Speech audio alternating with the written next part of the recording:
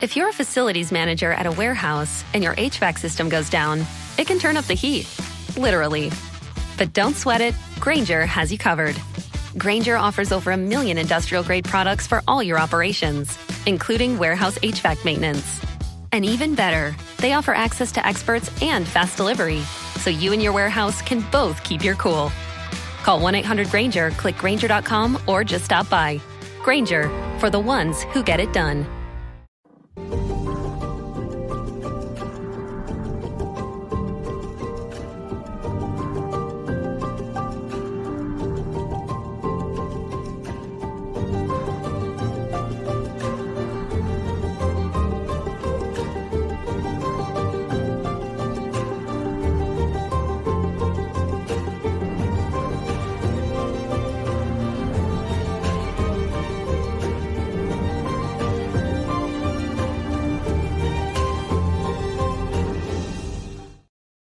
I don't know what the heck just happened. Apparently we were live, guys. Apparently we were live.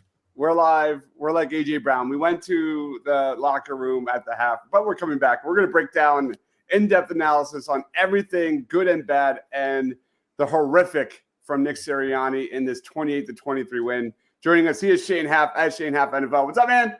This is going to sound really bad on the podcasting platforms, but can you guys watching live in the comments just confirm that you're seeing us right now? Because StreamYard was saying we weren't live. We restarted the stream. Then people were telling us that we were live everything the whole time. Yeah. And so I have no idea what's happening right now.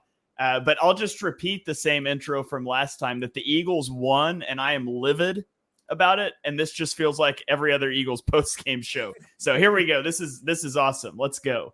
Now it shows on StreamYard that we are, in fact, live. That was really weird. Yeah. Also joining us, Rob Langy at Philly_Madness one more time. Yeah, and I'm going to say that surprisingly, Mr. Negative over here is actually trying to look at this in a positive light. And I believe that the game turned on one of the most egregious calls in NFL history. That was just there's no explanation for that call.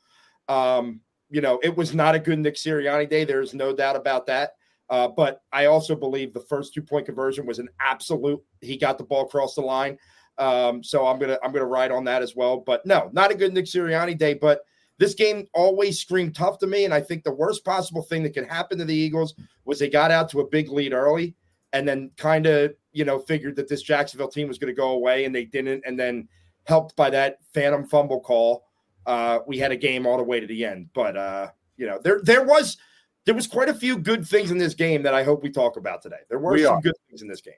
For sure. But I think the main story has to be Nick Sirianni in this one. This was a 2-score game.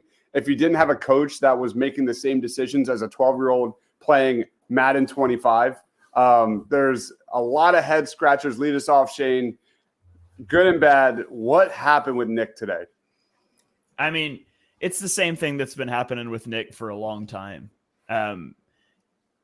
You should be aggressive. Generally, being aggressive is the right call, but it all starts when you get the penalty on the extra point that puts you up 17, and you make the decision to then go for 2. And so the upshot is, if you get it, you got an extra point. Now you're up 18 instead of 17, which means that 2 touchdowns and a field goal doesn't tie it. You would need 3 touchdowns. But the downside is, if you don't get it, it's only 16 points. That's technically a 2-score game. And everybody says, well, that doesn't matter, whatever. Well, it turns out to matter when you give up a touchdown and you get, granted, the fumble is an egregious call. It's a terrible call. But all of a sudden, they're right back in this game, and you get down to, at the end of the game, you've also got turning down a field goal at the end of the third quarter that would have again made it a 2-score game. So you can go for it and run one of the stupidest play calls you've ever seen on 4th and inches, a sprint roll, like just egregious mismanagement of the game all the way around. I don't have a problem with going for that last 2-point conversion to go up 14, up 13 does nothing for you. That one makes sense. But so much of it, like, he's just going to defend it saying we're aggressive. Yeah. That's true. you should be aggressive, but only when it makes sense. And the Eagles weren't that today. And it very well could have cost them this game. You're a Nakobe Dean getting his first career interception away from losing that football game, a game that shouldn't have even been close. And a lot of it, there's officiating things that go into it. You can't control that. So I don't love talking about that a lot. I understand it was part of it, but you control your coaching decisions, and they were horrific, and they almost cost the Eagles the game. All Nick has to do is not be the center of the football game, and somehow he still manages to do it. And this was a fun halftime where we were celebrating and we were getting ready for an easy, comfy, cozy victory. But maybe the working theory is that Nick was using this game as like live practice and was going for it on fourth down to try and figure out what works for those 2-point conversions and use the tape to correct whatever doesn't. I don't know, but I was baffled. I am truly baffled. What about you, Rob? What's your take on Nick Sirianni? Look, I hated I hated the fourth down call. I don't know if I hated going for it. I just don't like the call whatsoever. I was not against the second 2-point, whatever 2-point conversion where he didn't take a point off the board. I was not against that because it was a personal foul. So it's, and look, that whether you like it or not, that tush push has been ridiculously effective. It was not today. Something is up. I don't know if there's a book out on it or what, so that they need to like readdress that. But yeah, no, there were some bad. I did not like kicking a 57-yard field goal late in the game. I thought that was a poor decision rather than punting and making Trevor Lawrence do something he hadn't done all day, which is go all the way down the field. You get bailed out. But I'm sorry. And look, I hate to be this guy and I hate to go after officials, but that is it. Listen to me. If that doesn't happen, the Eagles have 2nd and 5 and are gashing with the run game. Who's to say they don't score another touchdown there? And yeah, then we're sitting here now talking about, all right, Nick, you probably shouldn't have did this, but it's not even a close game. That call changed everything in that game. It changed the whole demeanor of the football game. And I look, I'm not defending Nick Sirianni. He coached a bad game today, but I'm not going to sit here and ignore the fact that call changed everything about the way that this game was going. I mean, it was ridiculous. That would have been one of the more textbook Nick Sirianni games ever. Get an early lead, start playing cute, then the defense, Vic Fangio's defense goes bend, don't break. Like they just start giving up everything. And then you get stupid turnovers, lose all momentum and lose. There was like Falcon vibes in that game. It was not enjoyable. And we have a comment here from Brian saying, how does Jeffrey Lurie watch this incompetence? That was part of like one of my favorite takes of this game was there was a clip of Jeffrey Lurie in the press box sitting with his arms crossed. He was pissed. And if there's anything that's going to make the Eagles move the needle, it's getting embarrassed. And I thought that was embarrassing. That was absolutely embarrassing from the Philadelphia Eagles, even though they moved to 6-2. Get some more comments, and then we'll get to any other Nick Sirianni comment. Yeah, what's up, Rob? Shane, you are the man. You are the genius that I go to. I understand Saquon thinking I have to go down, but there was 4 yards still left on that play that he goes down. I mean, right? Like that's you got to have a better understanding in that situation, don't you? That play drove me a little. And I don't. Last thing I want to do is rip on Saquon because he was unbelievable, but that play was like bewildering to me. Yeah, my initial thought, the announcer started talking about him like he should have stayed up. My first thought watching it was that he slipped when he landed from the hurdle. Okay. And I rewatched it when they were talking about it. And now I'm not so sure. If he did slide down there, that's just a really bad decision from him because he wasn't even close to going out of bounds. Like he had plenty of room to go. And so you don't want to do that. But, we've seen that. The 4th and inches that they end up not getting. He went out of bounds a yard short on first down, and you get 2nd and 1, 3rd and 1, 4th and 1, and you turn it over. And so I don't know. I don't know if that was intentional or not, but if it was intentional, I think it was a really bad decision. Yeah. Yep. Steven says, even the risk reward situation, the 56-yard field goal versus the field goal they decided not to kick, just those two situations alone would have gotten the head coach fired in the 20th century. To not use him at all the entire game and then rely on him, it's baffling. For what it's worth, that one's pretty much a toss-up analytically. Like it's like a 0.5% edge to going for it in that situation. The only thing you can't do is punt it. Like, you don't punt the ball there, in my opinion. I'm fine with you kicking it. Okay. He missed it. You got a good kicker. You expect him to make it. I would also be fine in that situation with going for it because it is such a long field goal. And if you get the first down, you ice the game. So that one's pretty well a toss-up all the way around. I want to ask this. I kind of disagree with that. I want to ask this question because I'm curious what other people's takes on it are. And let's just say I'm playing it as devil advocate here, okay? Like, I'm not saying this is my opinion. It's just devil advocate. You know, you got a coach over in Detroit, and that Detroit game's very good, but he does the same damn thing. And people just want to talk about how he's big balls all the time, and it's great. It's just really aggressive coaching. I don't watch enough of them. I'm sure Shane, Deibs, I'm sure you guys are seeing. Like, is it just because there's a time to be aggressive and there's a time not to, and the coach in Detroit does it at a better time than, say, Nick Sirianni? What's your take on that? Dan Campbell's made some pretty stupid decisions too. Like, earlier this year, he went on it. I think it was a fake punt on his own 35-yard line on the opening drive of the game. So he's definitely made some real knucklehead decisions too. Last year, going for 2 against the Cowboys after the penalty when they went for 2. So he definitely gets on tilt sometimes as well. And maybe that's the curse you have. Is this the new age coach? Is this what these guys want to do? They want to try and be too smart for their own good? Because you said it best, Deibs, and I saw somebody else. He's acting like he's playing Madden at times with some of these decisions, and that's where the frustration comes in. The one that was 4th and 1, and Jalen Hurts scrambled and threw an incomplete pass. That was baffling. It looked like Jalen Hurts wanted nothing to do with that play. That looked like they were scared to run the tush push because of what happened in the goal line when that was 1.5 yards, and this was 3 or 4 inches. That was baffling to me, that play. Yeah, I got nothing. I'm just baffled as everyone else. Eagles defense. Go ahead, Shane. I was going to say, further right, Rob, you said you would punt in that situation at the end of the game, I think, right? Yeah, I think I would have. That one's really close. Honestly, any of them are defensible analytically. It's like a 0.5% edge to going for it, and it's like a 2.5% swing negative to punt. So it's all really close. Yeah.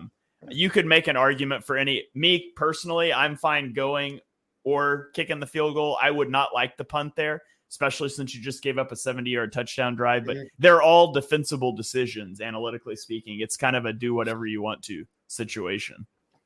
Yep. Anybody else have any Nick Sirianni takes before we get into Jalen Hurts? Just that I would not fire him, like a lot of people are going to say. I think that's – I just think that's our emotions getting the best of us right now. They're 6-2. You're not firing your head coach at 6-2. I'm sorry whether you want him to be or not. He's not getting fired at 6-2.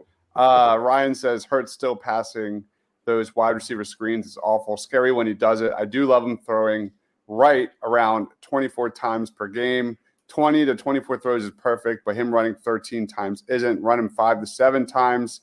Those runs aren't designed.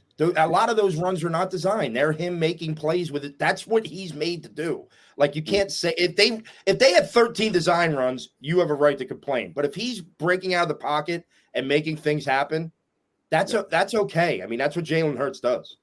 Yep. Jalen Hurts, 18 of 24 passing, 230 yards, 2 touchdowns. He did take 3 sacks. There were times when he held the ball on for a little too long, for sure. 13 carries, 67 yards, a touchdown. Rob lead us off. What did you think of Jalen Hurts today? I thought Jalen played well. I liked how outside of those few plays where he held the ball a little too long, he was willing to go left or right out of the pocket. He didn't just try and go to the right all the time. I thought he took off when he needed to. Look, he makes a huge play late in that game, getting down the sideline on a broken play. I thought I thought he made good decisions with the football. I thought he threw the ball well. I know, I guess the one play, I don't know if the ball got tipped or that Andre Sisco almost intercepted. I do question these wide receiver screens, and I would have to go back, and I'm sure you guys will, if they're being called that way, or if he's going out there with two options and choosing to throw that ball. I just can't stand those plays. But overall, I mean, Jalen Hurts was a warrior today, and I thought he played very well. I'm totally fine with his game. Yeah. What about you, Shane? Yeah, I thought he played well. There's instances of him just making plays that not a lot of other quarterbacks would make. The scramble that he had on, I think it was a 3rd and 9, comes to mind, where you have a guy come free off the edge. Saquon does a great job coming over to get hands on that guy and create a lane for Jalen, and he just scrambles for it. Some of those throws that he made to Devontae Smith were really good. Next Gen Stats just tweeted out that Hurts finished the game with a 11.1% completion percentage over expectation, joining Jared Goff as the only quarterback to have 4 games with a completion percentage over expectation of plus 10% or higher this season. And so, I mean, I thought he played really well. There was a couple close calls with interceptions, that first play of the game, and then later on that kind of sailed and hit the ground. People want him to throw over the middle more, and that is the problem when you throw over the middle, is if it's just a little high, it's right there for a safety. And so they were fortunate on a couple of those, I thought, but overall I thought Hurts played really well. Yeah, me too.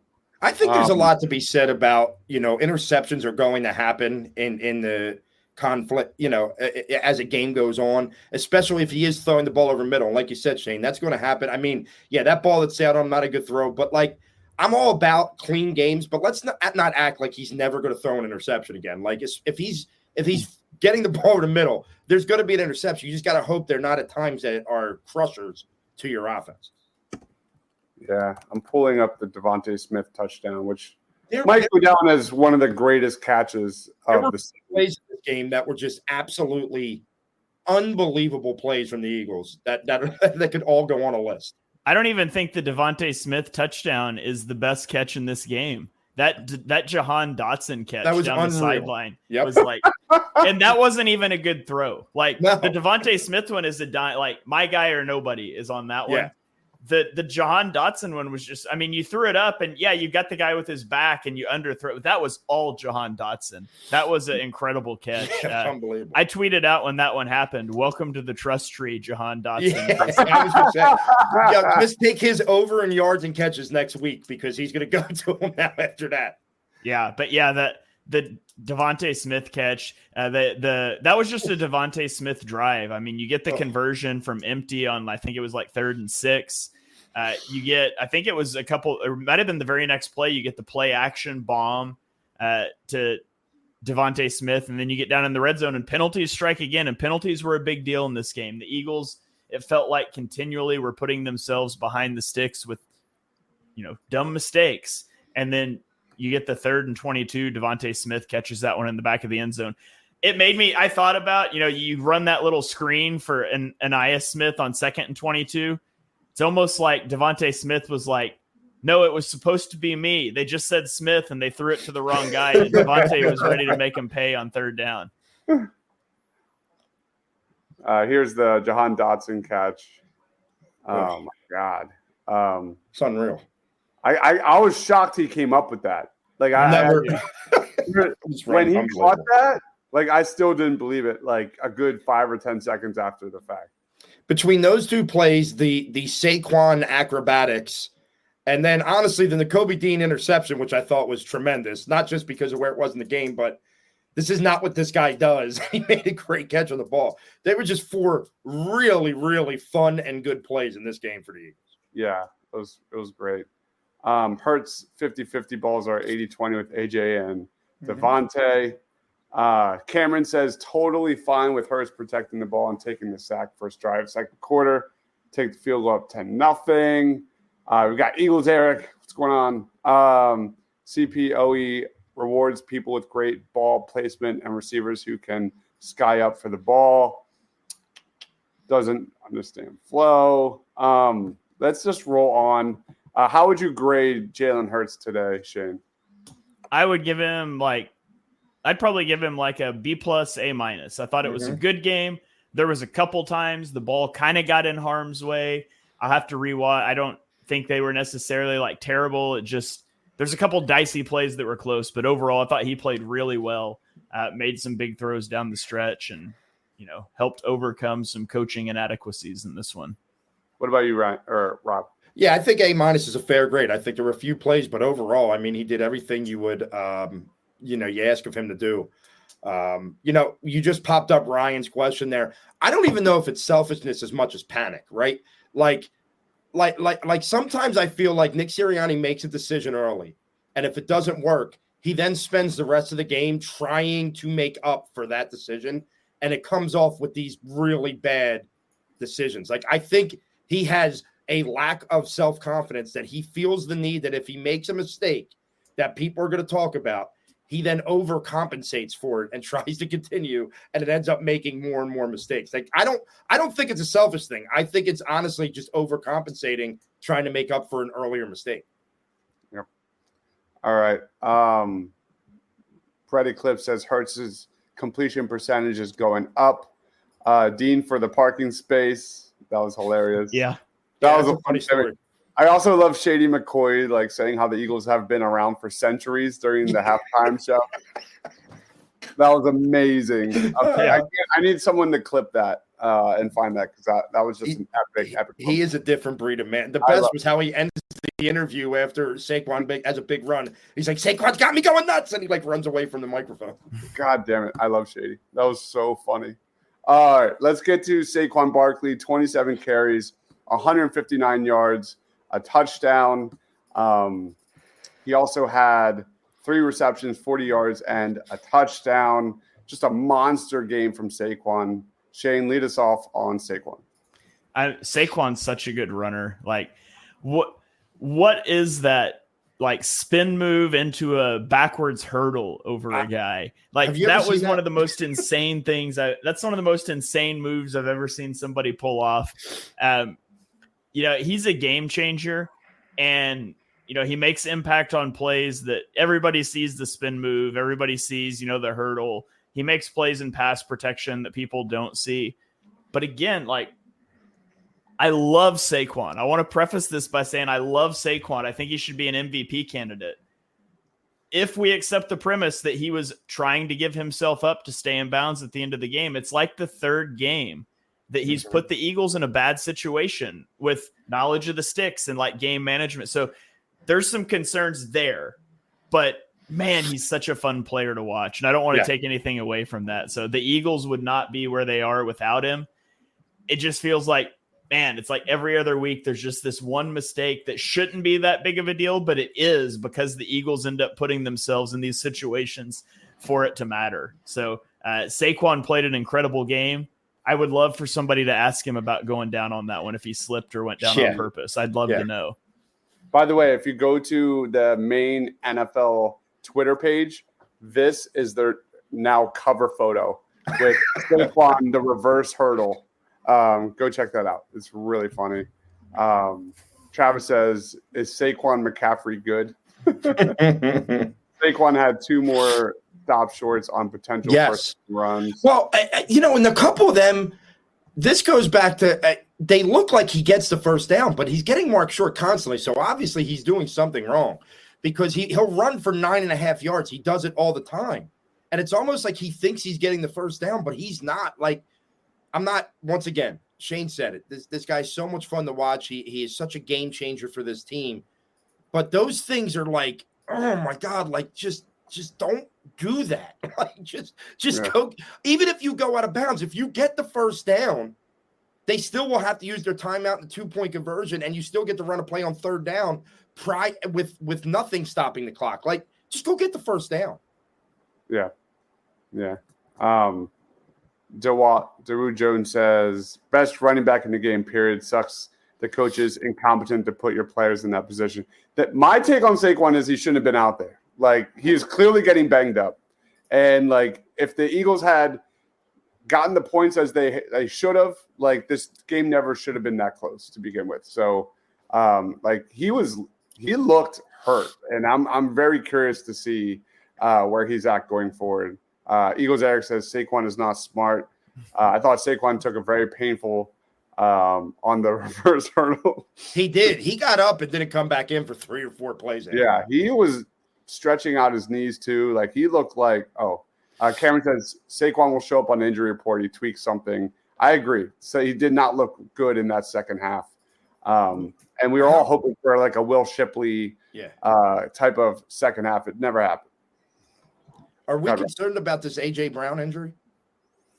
Yes. I mean, like, it seemed like it was just like, oh, by the way, it's a knee injury. You're like, what the hell? Yeah, because he got, if I recall correctly, he took a big shot right before half, but it was to like the head, right?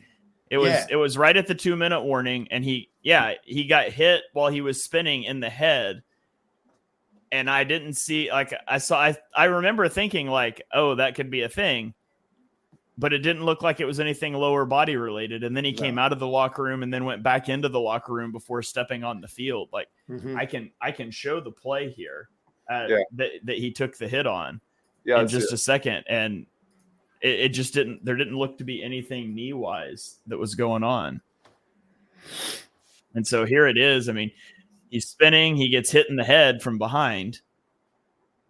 Maybe he grasped at his lower body while he's. I thought he went to his back because I thought the hit came straight to his back, but no, it looks like his head. Yeah, so I don't know on that.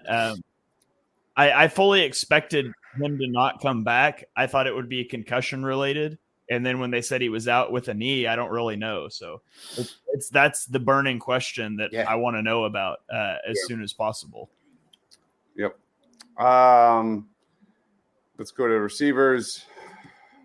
Devontae Smith, 4 receptions, 87 yards, and a touchdown, which was fourth quarter, which was hilarious because he was barely even in the offensive game plan in the first half. Rob, what did you think of Devontae? I think he's a closer. He's a guy that you go to late in games. He makes big catches. Even before the touchdown, he makes a big catch on the deep crossing route. To gain him like 45 yards or whatever it was.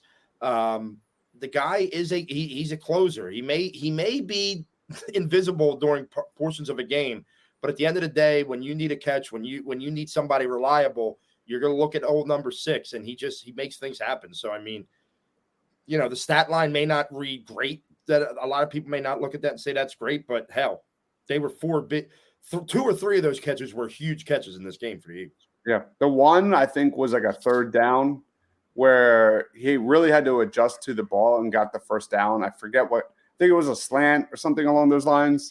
Ben Van Sumeren got his first touch. And then got a concussion. And was gone for the game. I was actually upset about that. Grant Calcaterra continues to play really well. He did have all of that production in the first half, didn't do anything in the second. Jahan Dotson, as we talked about already, the acrobatic catch. Shane, any thoughts on the receiving group? Yeah, I would like to see the Eagles get Devontae more involved early in the games. Like, 2 weeks ago, he has 1 reception the entire game for -2 yards. This game, I don't think he had a target at halftime, did he? Or maybe it was 1 for 9 yards. I know his first catch was 9 yards, but he's such a good like, I would just like to see them get him more involved early.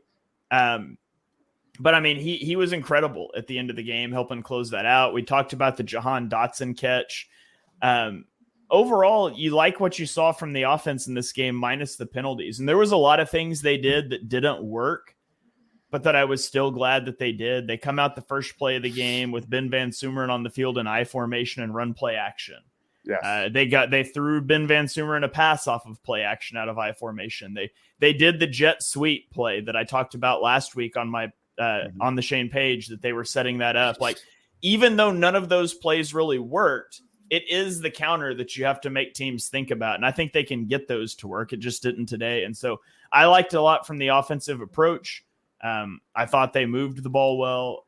Other than the penalties, I really don't have many complaints on the offensive side of the ball. Same. I you said, they felt like 28 points doesn't feel right. Like, I feel like they were moving the ball up and down the field. William chimes in, tight end is an underrated need for this team. Absolutely. Not going to show that comment. The trust Calcaterra's game from Hurts is going to pay dividends. Nick will be fine. Where was that Anais Smith target? I don't remember that at all. It was the 2nd and 22 play before the 3rd and 22 to Devontae. Or maybe it was 2nd and 20 and it lost 2 yards. I think. Yeah, I think that's what it was. It was right after the holding penalty pushed them back, and then it was right before the Devontae touchdown. And they tried to reverse to him at one point too, didn't they? Yeah, the jet sweep was also to Anais Smith. Yeah. How was the O-line? Not great. I thought they would have played better, and I gave credit to the Jaguars on the halftime show. I thought they were playing really well. Overall, the defensive line and mostly the secondary, and the secondary gave up 55 explosive plays heading into this game against the Eagles, and they held their own until late in this game. Shane, any thoughts on the offensive line or anything else? Yeah, I called out on the halftime show that Fred Johnson just alternates good games and bad games. Thought he played better in the second half. Overall, I thought the O-line played well in the second half. I thought there were some issues in the first half, particularly from Fred Johnson and Mekhi Becton. But, overall, I thought they cleaned it up and played pretty well in the second half, other than penalties, which we mentioned before. But there were too many penalties in this game, and a lot of those were on offensive linemen. Yep. Yes. Nick Sirianni cost you 9 points. The phantom fumble, we didn't even talk about that. I don't know. Oh, I talked about it, damn it. Yeah, I don't know what even to say about that. I don't even. I mean, listen, when even the what was it, Gene Steratore gets on and is just perplexed at the call. Like, that's his brethren out there, right? Like, they don't really try and insult the officials too much. He had no explanation for it. He had zero explanation for it. I mean, it was just brutal. I mean, I'm telling you, I don't understand how they do that. There needs to be an investigation. Not that unless you're trying to keep the game close. And I'm sorry, but I'm going to say it. Unless you're trying to keep the game close, that is ridiculous. Yep. Okay. Any other comments on the offense before we head to the defense? Going once, going twice. Let's roll on to the Philadelphia Eagles defense. I mean, obviously we got to start with Nakobe Dean, who had to play the game. And it never should have been this close, but Nakobe Dean, wow. Most notably looked amazing coverage. I know he had the interception, but in the first half, he also had a nice play in coverage as well. Lead us off, Shane. How has Nakobe Dean taken that next step? Yeah, it was both of the Eagles get 2 interceptions in this game, one from Nakobe Dean and one from Zach Bond. Like, insane. Imagine me telling you before this season started that the Eagles would win a game where one of their linebackers got an interception early in the game and the other one got a game-sealing interception in the end zone.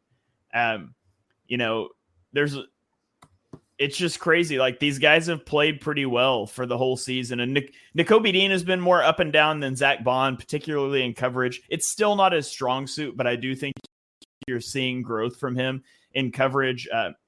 The interception that Zach Bond had, Nakobe Dean made the hit. Now, the ball was already coming out before he made the hit, but he was at the catch point to contact that.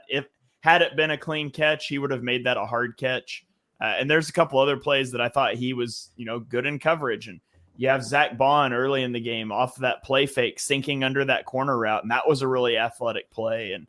And, you get a tackle for loss from Zach Bond. And then you start getting into your edge rushers. Josh Sweat had a good game, 2 sacks, 2 tackles for loss. And I didn't really notice anybody else tremendously on the pass rush. I noticed a few good reps from Milton Williams as a pass rusher, but the defensive front played really well early in this game, and it made you nervous late. They gave up 2 touchdown drives, and then you're, down in your own red zone with about to maybe lose the game, and you come up with another big play. But, really impressed by the defense.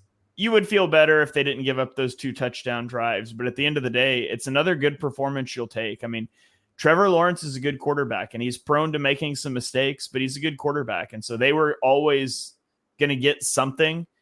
I thought the defense did a pretty good job all day. I love this right here. The Eagles have linebackers. And I love the fact that after the biggest play of the game, Zach Bond is the first one there to kind of embrace him. It's terrific. That is poetic. Nakobe Dean, by the way, went to the podium still holding the football from the interception. I saw that on Twitter. He held the football at the podium. Brett Eclipse says, I owe Nakobe Dean huge apologies. I'm right there with you, man. I'll tell you who a lot of our fan base owes an apology to is Darius Slay. If watching Isaiah Rodgers, Amen. Watching Isaiah Rodgers should show you how underappreciated Darius Slay is. And I said that on Twitter, and some people were like, he hasn't been that bad. It's like, I'm not saying he's been that bad, but like he was adequate. But the gap between him and what Slay's been putting out there is pretty big. The Eagles need Darius Slay back healthy. Like Slay, yes. Quinyon, and Cooper DeJean is a great trio for your cornerbacks. That's the three you want out there. Like Isaiah Rodgers can step in. Keely Ringo can step in, but you want Darius Slay out there starting. I thought that was pretty obvious watching Isaiah Rodgers in this game. Rob, any thoughts on the linebackers, Nakobe Dean or Zach Bond? I mean, what can you say? I mean, they just keep showing up. Zach Bond was all over the field today. His pick was extremely athletic, but I mean, there were a lot of other plays he made in this game, coming up, making tackles, all kinds of stuff like that. One other guy, though, I want to talk about on defense. And I think I texted you, Deibs, in the middle of the game and told you that a jersey is on its way. It has to be. And that's Cooper DeJean, who just continues to make big plays and big moments of the game. I think of Cooper DeJean on the fourth down play. I mean, he was all over it. And even on plays that he's missing, he's just missing. Like, I absolutely love everything about that kid, and I love everything about the youth on this defense.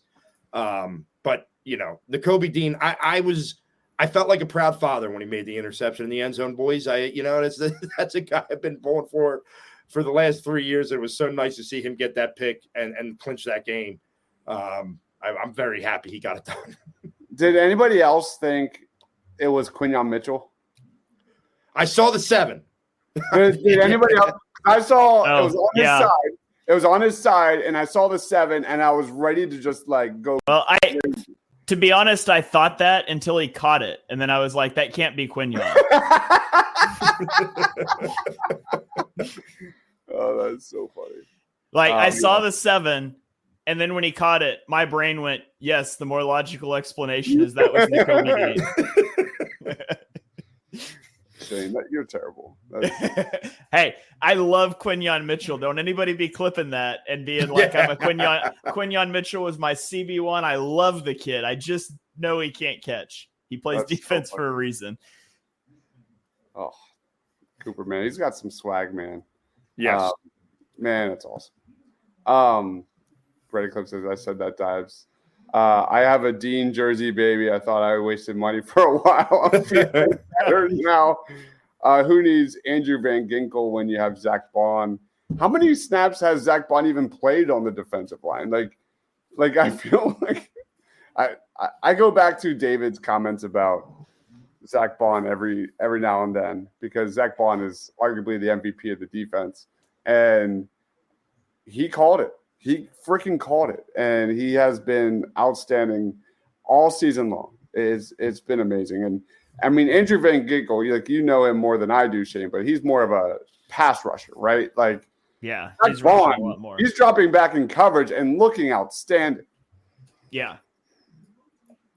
All right. Josh Sweat. Let's talk about Josh Sweat. Josh Sweat in this one had 5 tackles, tied for second most on the team. He had 2 sacks and 2 tackles for loss. He's finally starting to get going. Really good there. I think he went up against Walker Little, replacing someone there for the Jaguars. It's escaping me. But Josh Sweat had another big game. I thought Jalen Carter had a very, very solid game in general. The Jacksonville Jaguars had 60 yards on the ground in this one on 18 carries. For the most part, the Jaguars really wanted to run the ball and had nothing. Swept being 9th all time blew my mind. What is that? Is that 9th all time in sacks? I don't know. I don't know. You have to leave us another comment and let us know what that is. Yeah, if that's wow. Wow. Zach Bond, yes, all pro. I mean, he's what, like 9th in total tackles? Putting up crazy numbers. There's a lot of talk about extending his contract right now. If I was Zach Bond, I would wait. He's going to get a huge payday coming up in a few months. I just looked up that stat. Josh Sweat did indeed move to 9th all time among Eagles for sacks. He passed Seth Joyner. He has 38 sacks, which is 9th all time among Eagles. Wow. That's insane. Wow. I thought CJ Gardner-Johnson had some really bad moments in this one. Yeah. I thought for the most part, like especially in the second half, the ball from Trevor Lawrence was either going towards CJ Gardner-Johnson or Avonte Maddox as they should. And I just continue to think CJ. There's nobody else they could put on the field other than Avonte. There's no one else. There's got to be. I have a question. In a man coverage rep, has Chauncey Gardner-Johnson been in the same zip code as the guy that he's covering on a single play this season? Like, it's Sidney Brown time. It's time to put Sidney Brown out on the field because Chauncey Gardner-Johnson is bringing you nothing right now except swag, and Sidney Brown will do that too. Like, Sidney Brown will miss tackles. Sidney Brown will mess up coverage reps too. He's a second-year player. But Chauncey Gardner-Johnson's a vet, and he's giving the Eagles very little right now. Mm-hmm. He'll make a flashy tackle here or there. He got the interception last week that Isaiah Rodgers deflected to him. Like, he will make some plays. I'm not saying that he won't, but he's been really bad in coverage this year, and he's struggled as a tackler. And he has to be better. Like, he should be better than he's been this year. So I don't know what needs to happen for him to turn that corner. But this is not the Chauncey Gardner-Johnson that played for the Eagles 2 years ago. And that's a Chauncey Gardner-Johnson I wasn't remarkably high on 2 years ago. But he's been immeasurably worse this year. And I don't know if it's the injury last season that has messed him up. I don't know what the deal is. But Chauncey Gardner-Johnson's really struggled this season. Yeah. Ruben says, Sidney Brown time. CJ Gardner-Johnson is a glorified cheerleader. He reminds me of like a Jalen Mills, like talks so much trash, but what does he really do? I loved him jumping up and signaling incomplete on that one ball that was thrown up the seam that was overthrown by like 15 yards. Granted, he had decent coverage on that one, but still. Buda Baker as a trade target, maybe. I doubt it. I don't think they're doing anything big, honestly. CJ Gardner-Johnson can play short yardage, but you're not taking Cooper DeJean out of the nickel or the slot. Like, he's been so sticky. Like, there's zero chance that happens. Came back from the knee injury a little early. It's officially Dallas week. Dallas just lost to the Falcons, I believe. Didn't just lose. You think that we're frustrated about our fourth down decisions? There were 4 fourth down decisions in that game that just were horrific, including a fake punt where Mike McCarthy broke a tablet because the punter shockingly underthrew the receiver. What are you doing? Oh God. Are the Eagles about to trade Bryce Huff? It feels like it. Bryce Huff played 6 snaps today. Is that all he got? He almost had a sack. He almost had a sack on the stunt, and he fell before he could get to Trevor Lawrence. What's the deal with that? I don't know. He wasn't on an injury report that I saw. I'll have to look that up as well. But I mean, you're sitting here right before the trade deadline, and you got a guy that's been playing all of a sudden not play. That smells fishy. He was not listed on an injury report at all. So, we got a comment here that says Nick said he hurt his hand in warm up. So there you go. Maybe that's it. Obviously, hopping on the post game afterwards, I'm not able to listen into that stuff. So maybe he just hurt his hand in pregame, and that's what was going on. But I definitely noticed that he was not on the field very much. Yeah. All I read on this comment was turned down for what? For some reason. 7th rounder. I mean, it sucks too because what you're paying for Bryce Huff, you could have probably got 2 quality players with that contract. Yeah. Who's going to take Huff's contract? We would have to send picks to take his cap hit. That's a whole non-thing. If the reason he didn't play was because he got hurt in warmups, then that's a whole non-issue. I just raised it because I knew I didn't see him much. And with the trade deadline being Tuesday, that's what was immediately popping into my head. All right. So forget I said that. We'll edit that out of the podcast, except I'll forget. All right. Let's get to player of the game. Lead us off, Rob. Who you going with player of the game? I'm going to go with the guy I picked before the game when I sent you my picks, and that's Saquon Barkley. Saquon Barkley, 2 touchdowns, 159 rushing yards. The guy, I understand that play pisses me off, but he is a guy that just changes the game. And I mean, he just does things on the football field. Like I think we say it every week. The Giants have to be kicking themselves right now. Like, not good enough? Like, are you serious? He wasn't good enough for you to pay? He was the face of your franchise. You let him out the door. And every week he's just, I mean, he was big. And I think he was, they used him a lot today. His usage was a lot today, but he made good use of almost every play except for like one that I wasn't very happy about. But outside of that, I'm going to go with Saquon. Saquon for Rob. What about you, Shane? I'm going to give it to Nakobe Dean because I fully expect at the point he made that interception, I was almost ready to say on the play before that you're in like let him score territory here. And I didn't have a lot of confidence at that point. So Nakobe Dean makes a good play on the ball there. I'll give it to him. He had no help on that play. He's one-on-one with the running back, ends up coming away with the game sealing pick. That's a really good one. I got to go Jalen Hurts. Give me Jalen Hurts. Last 4 games, over 1,000 yards, 12 touchdowns, 0 turnovers.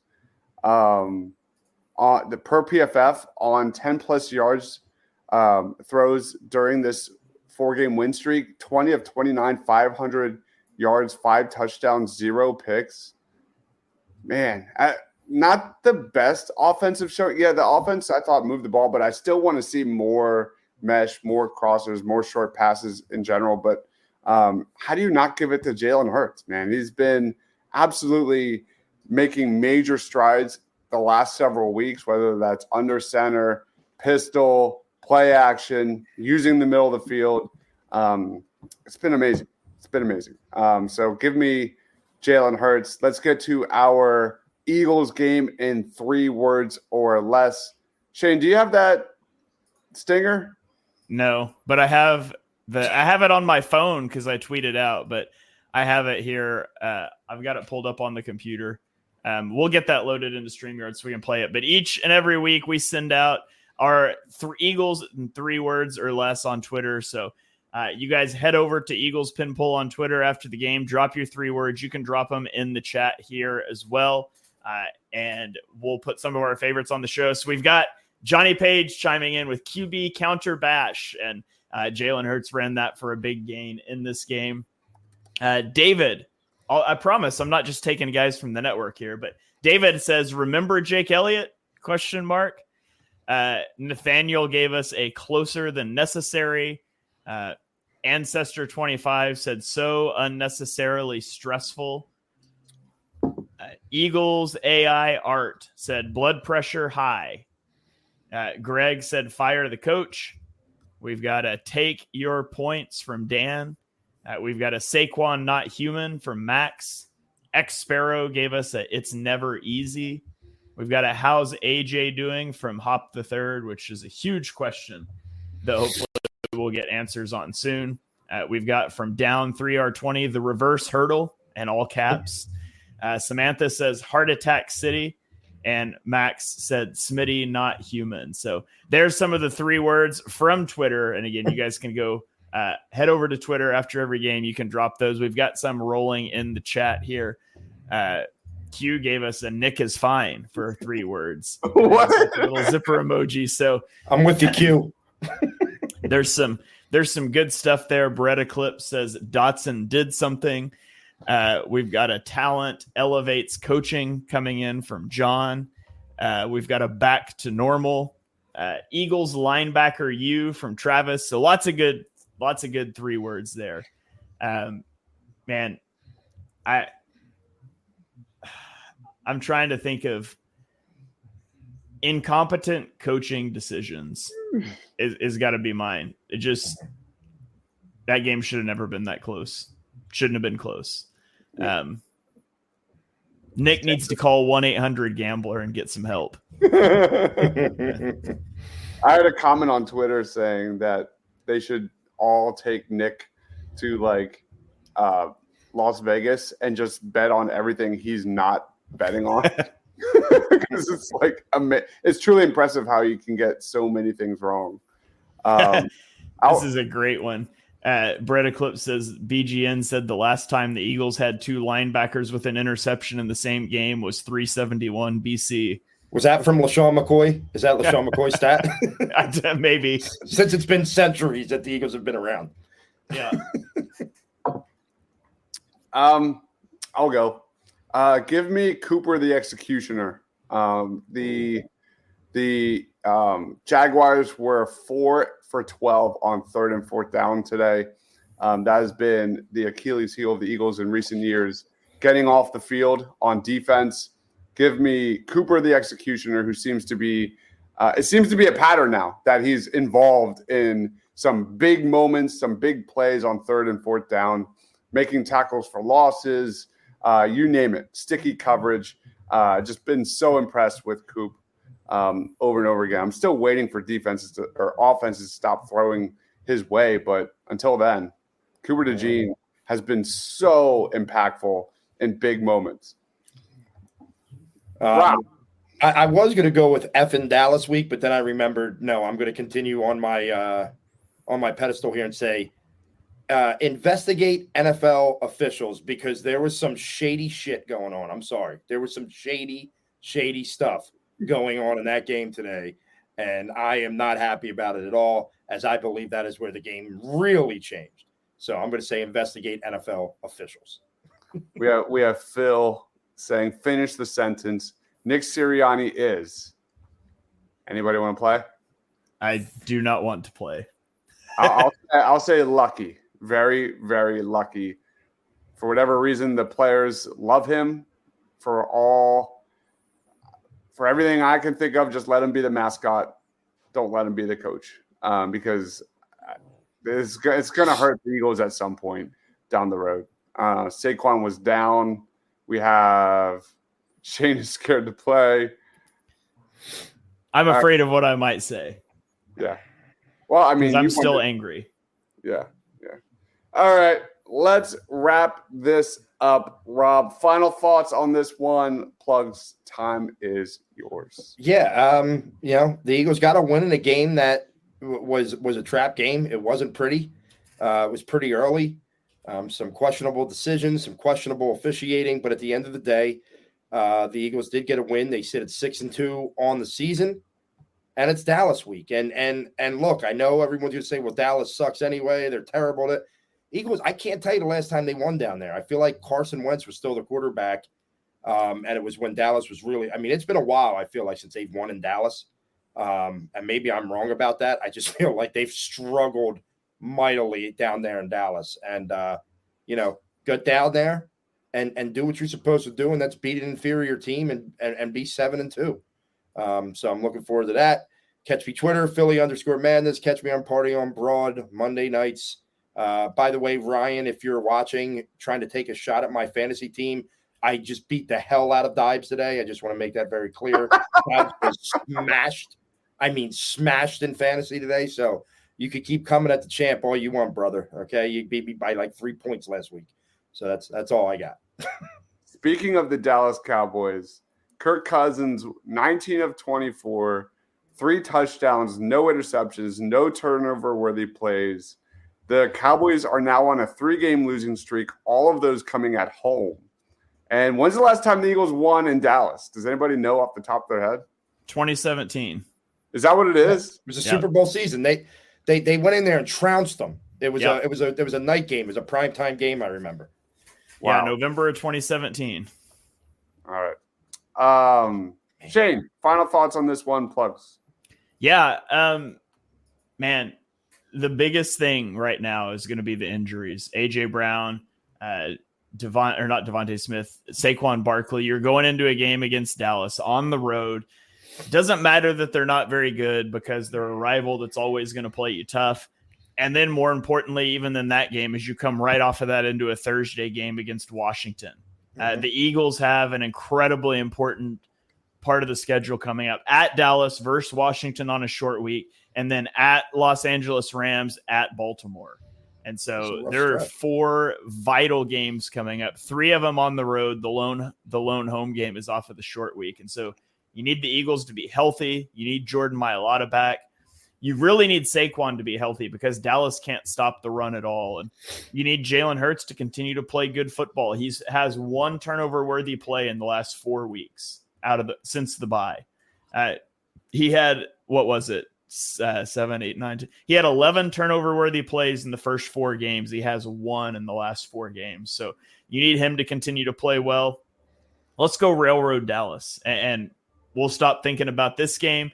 Go put 50 on Dallas and feel really good going into that Thursday night game against Washington. Wow, I am reading, again, I'm playing catch-up, that Dak Prescott and CeeDee Lamb got injured today. Did you see that? Yeah, CeeDee Lamb came back into the game. Dak Prescott didn't. Prescott's was a hamstring. I'm not sure. I don't remember what Lamb's was. They said hamstring and hand on Prescott. CeeDee Lamb came back in, but then he got hurt late in the game again. It was his shoulder. He went down on his shoulder. So he looked to be in some pain, but things are just falling apart down there. But like Shane said, this is a rival, and the games are, typically pretty close. So Eagles have to go down there. They have to not look ahead to Washington in any way, shape, or form, which I don't believe they will. And they got to play a really good football game and then get ready 4 nights later to play Washington. Yeah. All right, guys, we are wrapping it up. One last time, go give Shane a follow on X at Shane Huff NFL. Go check out Chalk Talk on the Shane page, all the amazing all 22 content he does. There he is at Shane Huff NFL. Rob Lange, my man at Philly_madness. And I am Deibs, Mr. Crockpot. Thank you everyone for watching. Birds of the Round Table will be Tuesday night, right, Shane? I think we're good Tuesday. We'll talk. Oh, no. Maybe Tuesday. Keep an eye out for that. So thank you, everyone, for watching. He is Shane. He is Rob. I am Deibs. Stay awesome, everyone.